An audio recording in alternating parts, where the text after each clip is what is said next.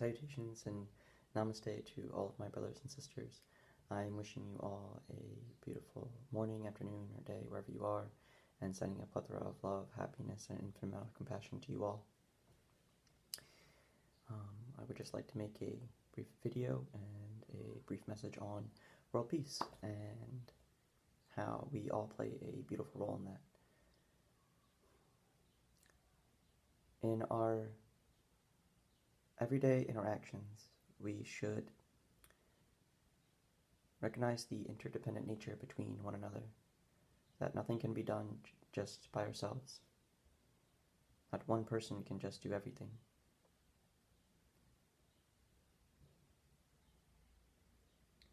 Especially in the 21st century, we are more socially connected than ever. We can, pick up a tablet, a phone, you can go on the internet. Even for people who don't have internet, can go to the library and, research things. And the information is quite vast in today's world. And yet, we all feel separated, we feel isolated, we feel, even with the, amongst the pandemic as well, that plays a key role too, but we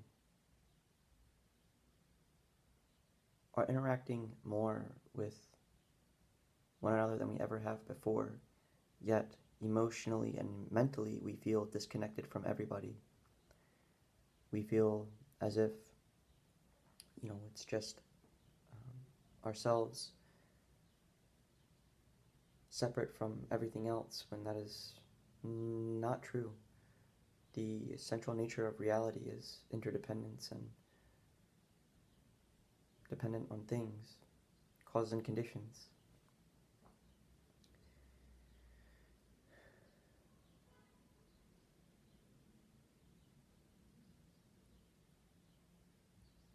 We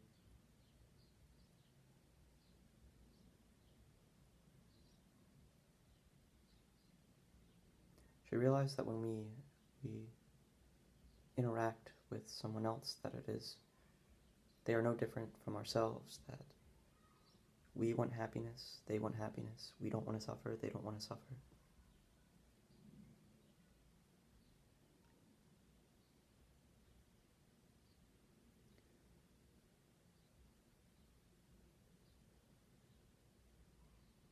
We are not taking recognition or accepting the responsibilities of our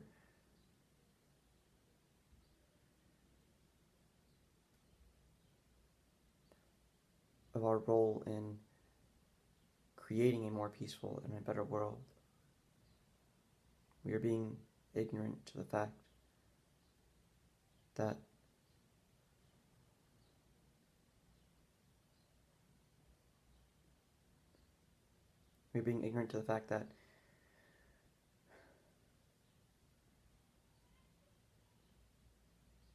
we are not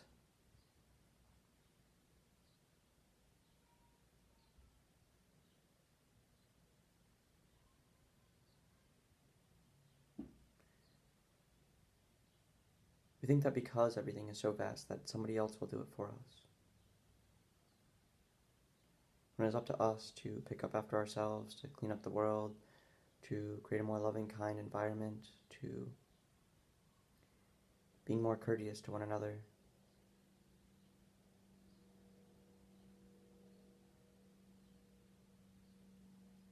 We need to eliminate the gap between the rich and the poor, for only a small group of people hold power over so many, 1% versus 99.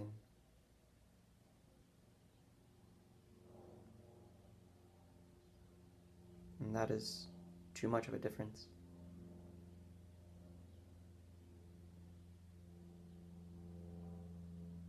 We cling to money as if we can take it with us. We cling to material items as if we can take it with us.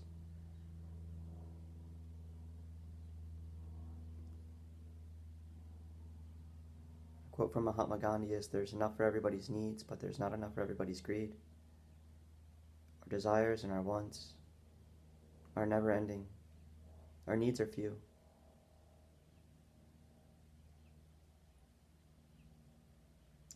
We need some clothing, we need some food, we need some water, and we need some shelter.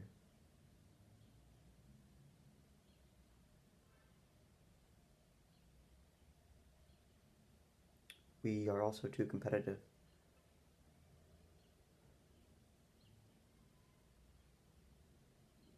When our neighbor or someone else in our social group gets something, we think that we need it too. Somebody gets a new phone, we think that our phone isn't good enough. If we have a car that works perfectly fine, if somebody gets a newer car in a quote unquote newer year, we think that our car isn't good enough and we have to get another one.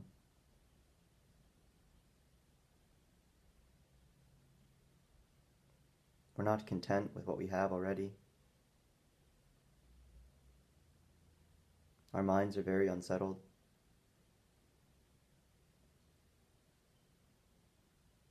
Even if we have a place to stay, we can't stay there contently. We essentially only sleep there, and then we go on another busy day, trying to fill our time with nonsense.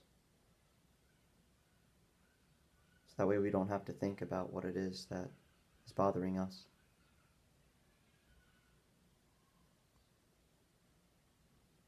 Or to think about what it is that we are not doing or are doing that we don't like.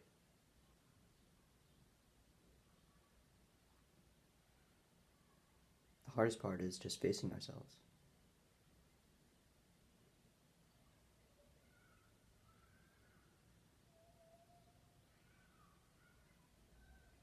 The most beautiful gift of happiness is exchanging yourself for others.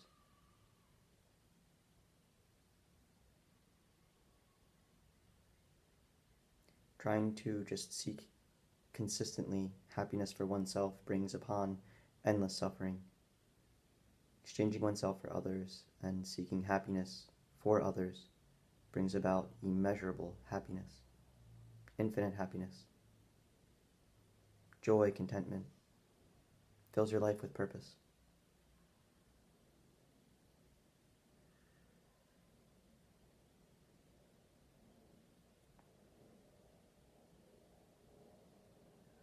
Not all, but some of us even make plenty at our jobs to make a beautiful, comfortable living, but we live way past our needs, and we fill our time with going to restaurants, going to movies, going to parties, going to the club, buying frivolous things. And then even when we do all of that or get something new, we're only happy for maybe a minute, an hour, a day, a week, a year, or two. But it's never lasting. And so many of us ask, or I guess, not I guess, so many question themselves on what the purpose of life is, and my answer to that is to get out of all this suffering, to find peace and happiness and freedom within ourselves from our crazy mind that is consistently going here and going there, feeling as though we can never settle it down.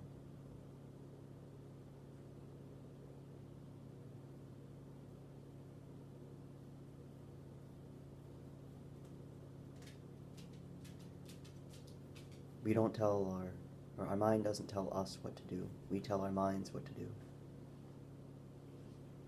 But with all the advertisements everywhere and with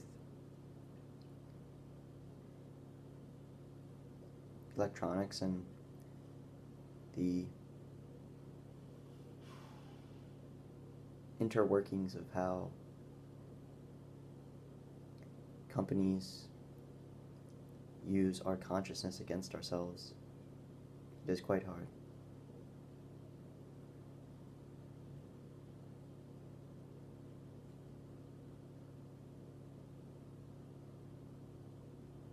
I'm not sure by whom it is, but there's a beautiful tea quote that um, was in one of my yogi teas that I drink. And it was, when the dawn of simplicity comes into life, complications leave, and it is a very true statement. For when we simplify things, life becomes more exquisite, more beautiful, more brilliant, more vibrant.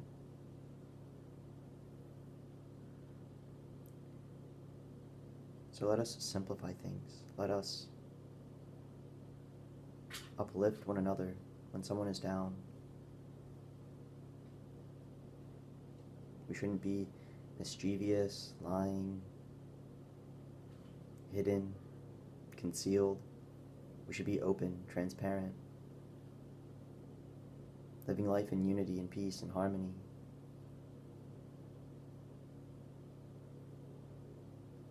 Not constantly trying to get over on one another.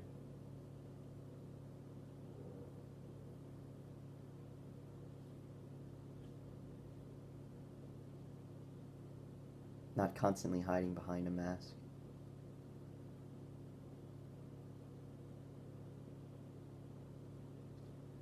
Not constantly trying to control everything around us.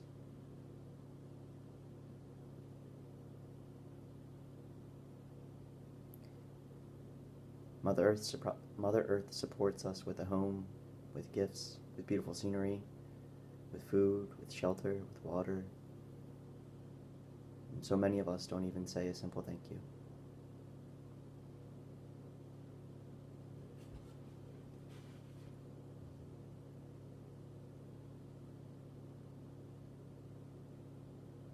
It is my belief that, within 100 years or 200 years, I want to say 150 years, everything will just go. We all will go. Our houses, our money, our accumulated wealth, our cars, our fancy cars, our motorcycles, our jewelry, our fancy clothes, our suits, our jobs, our positions, everything that we cling to as I will all just go. And the only thing that we can take with us is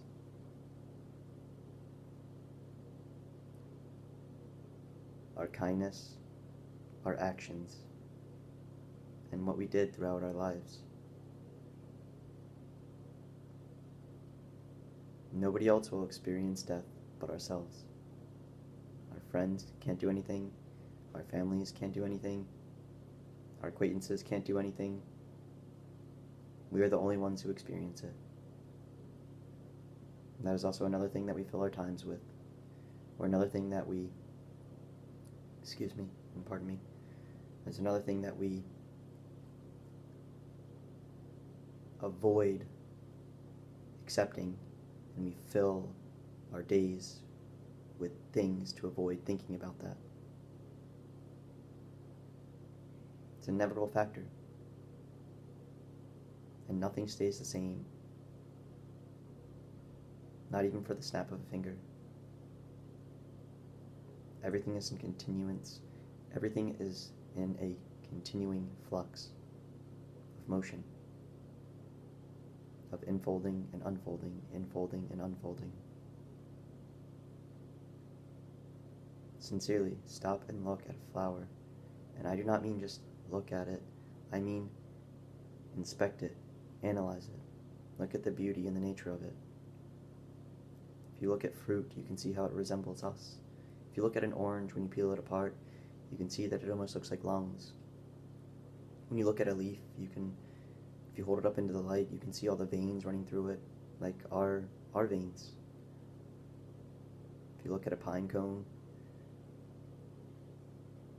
you can see the expanding of the universe.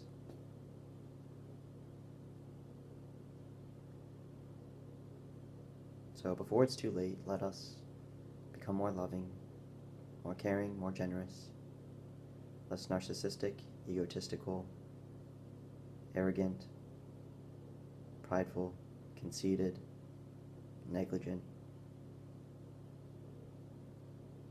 And let us all create a more unified, loving world where we can all live side by side transparently, together, in joy and bliss. I am sending a plethora of love, happiness, and an infinite amount of compassion to all of you, my brothers and sisters. Also remember that, brief side note, that even those who do not like us or who try to produce harm upon us or who wish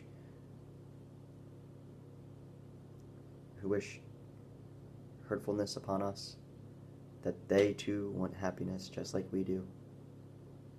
And if you are ever going to get mad at somebody, do not get mad at them, at the person.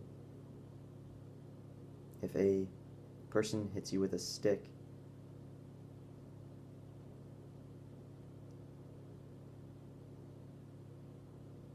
it's not. If a person hits you with a stick, it wasn't the stick who hit you. It was the person controlling the stick. So in the same sense, a person is controlled by their afflictions. They do not know why they hurt you. So do not get mad at them. You sincerely need to get mad at the action. And again, may we all do our part in creating a more loving and a more kind world, a more generous one. May we all come together. Namaste, all my brothers and sisters.